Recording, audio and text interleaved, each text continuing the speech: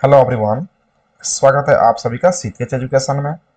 आज के सेशन में हम लोग डिस्कस करेंगे पीएचपी के बारे में। पीएचपी क्या होता है, पीएचपी को कैसे हम लोग डिफाइन कर सकते हैं और पीएचपी को यूज करने के कौन कौन से एडवांटेज हो सकते हैं, इन सभी को आज के सेशन में हम लोग डिस्कस करेंगे और समझने का प्रयास करेंगे। जैसा कि आप देख पा रहे हैं इसके लोगो को, ये हो गया आपका पीएचपी का लोगो। कैसे हम लोग डिफाइन करेंगे उसको समझते हैं। सबसे पहले पॉइंट में आप पीएचपी के फुल फॉर्म को लिख सकते हैं। पीएचपी का फुल फॉर्म होता है hyper text pre processor. Hyper text pre processor PHP का फुल फॉर्म हो गया। लेकिन कहीं कहीं आपको पर्सनल होम पेज भी देखने को मिल सकता है। Personal home page, personal home page. अब ये पर्सनल होम पेज या फिर हाइपर टेक्स्ट प्री प्रोसेसर, इसका नाम क्यों पड़ा, जब हम लोग पीएचपी के हिस्ट्री को पढ़ेंगे तो वहाँ पे डिटेल्स में डिस्कस करेंगे कि पर्सनल होम पेज इसका नाम क्यों पड़ा और हाइपर टेक्स्ट प्री प्रोसेसर क्यों कहते हैं, जो आगे के सेशन में हम लोग डिस्कस भी करेंगे। इट इज वाइडली यूज, यानी कि सबसे ज़्यादा यूज होने वाला या एक स्क्रिप्टिंग लैंग्वेज है। ओपन सोर्स भी है, दैट मीन्स कि इसके कोड फ्री में अवेलेबल हैं। आप इसको फ्री में डाउनलोड करके यूज भी कर सकते हैं। साथ ही साथ ये सर्वर साइड स्क्रिप्टिंग लैंग्वेज होता है। सर्वर साइड स्क्रिप्टिंग लैंग्वेज क्या होता है उसको समझते हैं। जैसा कि आप ये पिक्चर देख पा रहे हैं, यहाँ पे एक है क्लाइंट कंप्यूटर, दूसरा है सर्वर कंप्यूटर। तो वैसा कोई भी लैंग्वेज जो क्लाइंट पे एग्जीक्यूट कर रहा है उसे हम लोग बोलते हैं क्लाइंट साइड स्क्रिप्टिंग लैंग्वेज, और वैसा कोई भी लैंग्वेज जो सर्वर पे एग्जीक्यूट करता है उसको बोलते हैं सर्वर साइड स्क्रिप्टिंग लैंग्वेज। अब ये क्लाइंट कंप्यूटर और सर्वर कंप्यूटर क्या होता है, तो क्लाइंट कंप्यूटर वह कंप्यूटर होता है जिसे हम लोग यूज करते हैं, और वह कंप्यूटर जो सर्वर से इंफॉर्मेशन को रिक्वेस्ट करके मांगता है और वहां से एक्सेस करने के बाद जो है ना हम तक पहुंचाने का काम करता है, उस कंप्यूटर को हम लोग बोलते हैं क्लाइंट कंप्यूटर। और इसका जो लैंग्वेज है, जैसा कि हम लोग प्रीवियस सेमेस्टर में पढ़ चुके हैं, HTML। HTML क्या है, यह एक क्लाइंट साइड स्क्रिप्टिंग लैंग्वेज है जो एस्थेटिक होता है। और वह लैंग्वेज जो सर्वर पे एग्जीक्यूट कर रहा है, जैसे कि पीएचपी, तो पीएचपी क्या हो गया आपका सर्वर साइड स्क्रिप्टिंग लैंग्वेज हो गया। PHP server side scripting language है, इसको बैक एंड स्क्रिप्टिंग लैंग्वेज भी कहते हैं। ये सर्वर पे एग्जीक्यूट करने वाला लैंग्वेज है और वहां से जो भी इंफॉर्मेशन होता है वो हमारे कंप्यूटर पे कंप्यूटर रिक्वेस्ट करके और वहां पे हमें रिस्पॉन्स के रूप में प्रोवाइड करने का काम करता है। नेक्स्ट पॉइंट पे है PHP is a powerful tool. PHP क्या है, एक पावरफुल टूल हो चुका है आज के डेट में, जिसको वेब डेवलपर यूज करते हैं। और इसको यूज करने के फायदे क्या है कि आप एक वेबसाइट डेवलप कर सकते हैं जो काफी इंटरेक्टिव और डायनेमिक हो सकता है। अगर हमें स्टैटिक वेबसाइट को डेवलप करना होता है तो हम लोग HTML का यूज कर लेते हैं, लेकिन काफी सुंदर, अट्रैक्टिव और डायनेमिक वेबसाइट डेवलप करना होता है तो वहां पे हम लोग PHP का यूज करते हैं, जिसको हम लोग आगे के सेशन में डिस्कस करेंगे कि HTML और PHP में जब डिफरेंस देखेंगे तो वहां पे हम लोग इसको क्लियर करेंगे।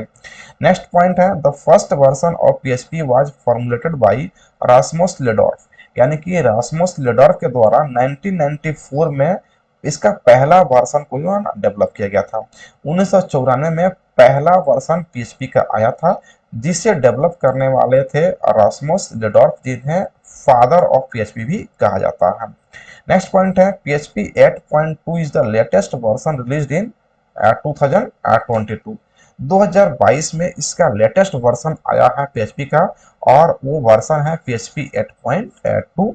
और जो नेक्स्ट वर्जन आने वाला है वो है आपका 8.3। PHP file save with dot PHP extension. हम लोग जब भी किसी फाइल को जब सेव करते हैं तो उसको किस कैसे पहचाना है कंपाइलर कि किस में ओपन करना है, तो उसके लिए हम लोग एक्सटेंशन नेम देते हैं। और जब भी हम लोग पीएचपी के फाइल को सेव करेंगे तो उसको हम लोग डॉट पीएचपी एक्सटेंशन के साथ सेव करेंगे। तो ये कुछ पॉइंट्स को लेकर के आप पीएचपी को डिफाइन कर सकते हैं। इसमें पहला पॉइंट आप कह सकते हैं, इसके फुल फॉर्म के रूप में लिख सकते हैं हाइपर टेक्स्ट प्री प्रोसेसर, इसका फुल फॉर्म हो गया।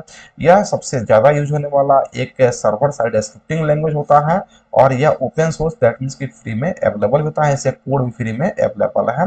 पीएचपी एक पावरफुल टूल हो गया जिसे वेब डेवलपर यूज करके और डायनेमिक वेबसाइट को बिल्ड करते हैं और वो इंटरेक्टिव भी बना लेते हैं उस वेबसाइट को पीएचपी का यूज करके। 1994 में रास्मुस लिडर्फ के द्वारा पहला वर्जन डेवलप किया गया था पीएचपी को, और 2022 में इसके लेटेस्ट वर्जन आया है जिसका नाम है पीएचपी 8.2। और जब भी हम लोग पीएचपी के फाइल को सेव करेंगे तो उसको एक्सटेंशन देंगे डॉट पीएचपी। नेक्स्ट हम लोग बात करते हैं इसके एडवांटेज के। अगर हम लोग इसका यूज करते हैं तो हमें क्या क्या फायदे इसके हो सकते हैं। तो पहला फायदा ये है कि पीएचपी ओपन सोर्स होता है फ्री फ्रॉम कॉस्ट, यानी कि ओपन सोर्स होने का मतलब इसका जो कोड है वो फ्री में अवेलेबल है, साथ ही साथ आप इसको फ्री में यूज कर सकते हैं डाउनलोड करके। तो ये फ्री फ्रॉम कॉस्ट हो गया, यानी कि इसको यूज करने के लिए कोई कॉस्ट आपको चार्ज नहीं देना पड़ेगा। सेकेंड है it is platform independent. Platform independent कहने का मतलब होता है कि हम लोग डिफरेंट डिफरेंट ऑपरेटिंग सिस्टम को यूज करते हैं और एक किसी भी ऑपरेटिंग सिस्टम पे एग्जीक्यूट होता है, यानी कि सारे ऑपरेटिंग सिस्टम को ये सपोर्ट करता है। जैसे लिनक्स आप यूज कर रहे हैं उसको भी सपोर्ट करेगा, विंडोज यूज कर रहे हैं उसको भी सपोर्ट करेगा, अगर आप यूनिक्स यूज कर रहे हैं उसको भी सपोर्ट करेगा। तो डिफरेंट डिफरेंट ऑपरेटिंग सिस्टम को सपोर्ट करता है, एग्जीक्यूट करता है, इसलिए इसको बोलते हैं प्लेटफॉर्म इंडिपेंडेंट। तो ये भी एक फायदा है। It is mainly use due to its faster rate of loading over slow internet speed, यानी कि इसको मेनली यूज करने का क्या फायदा है कि ये फास्टर लोडिंग करता है। अगर आपका इंटरनेट स्लो भी है और आपका वेबसाइट पीएचपी में अगर डेवलप हुआ है तो स्लो इंटरनेट स्पीड होता है, उसके बावजूद भी जो है ना ये आसानी से ओपन हो जाता है आपके सिस्टम में। तो ये इसका एक बहुत अच्छा एडवांटेज है। इट हेल्प्स इन री यूजिंग एन इक्विवेलेंट कोड, यानी कि री यूज करने के लिए भी ये आपको ऑप्शन प्रोवाइड करता है, यानी कि जो कोड आप एक बार लिख चुके हैं उसी को अगर आपको कहीं यूज करना है तो आप उसको रीयूज भी कर सकते हैं।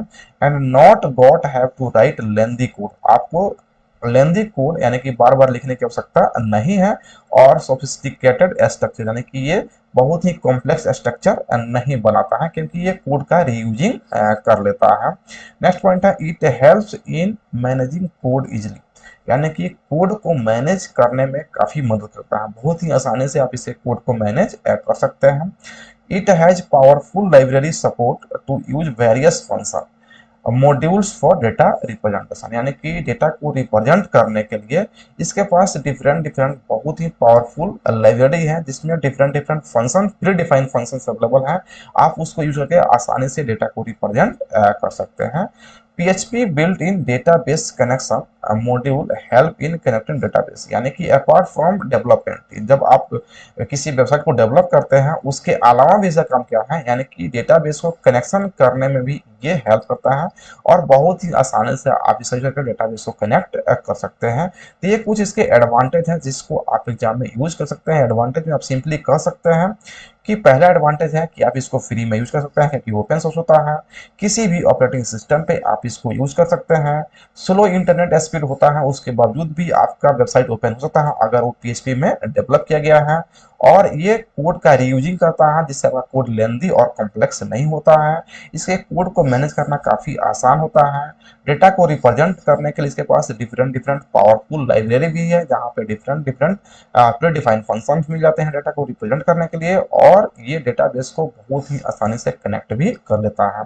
तो आगे के सेशन में हम लोग डिस्कस करेंगे पीएचपी के हिस्ट्री के बारे में, उसके बाद हम लोग बात करेंगे पीएचपी और एचटीएमएल में डिफरेंस क्या होता है, उसको समझेंगे तो हम लोग का पीएचपी क्या होता है और एचटीएमएल क्या होता है, दोनों में जब डिफरेंस क्लियर करेंगे तो बहुत ही आसानी से आप इसको डिफाइन कर सकते हैं एग्जाम में कि क्या होता है पीएचपी और क्या होता है एचटीएमएल।